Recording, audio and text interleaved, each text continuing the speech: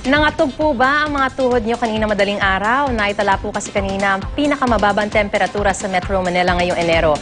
At syempre, mas malamig pa sa Baguio, kaya naman apektado ang presyo ng mga gulay. Mula sa Quezon City, may ulat on the spot, si Isay Reyes. Isay.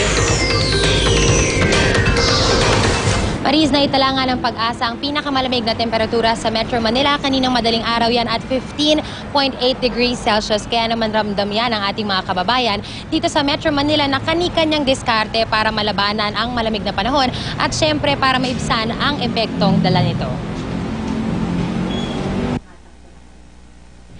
15.8 degrees Celsius ang naitalang pinakamalamig na temperatura sa Metro Manila ngayong taon. Kanina yung 4:50 ng umaga. At pag ganito kalamig ang panahon, isa sa mga pinakaunang puntahan ng tao ang lugawan.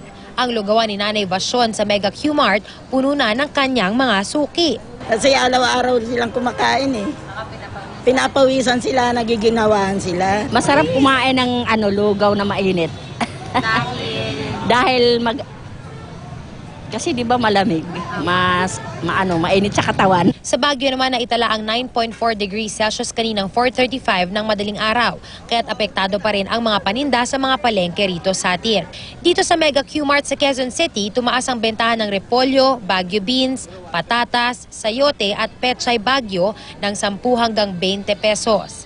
Bumaba naman ang presyo ng carrots, bell pepper, broccoli. Di naman gumalaw ang presyo ng bawang, sibuyas, labanos at sayote. Hindi lang mga panindang gulay ang apektado ng panahon dahil sa ganitong kondisyon, pati ang mga lamang dagat hirap palang mahuli.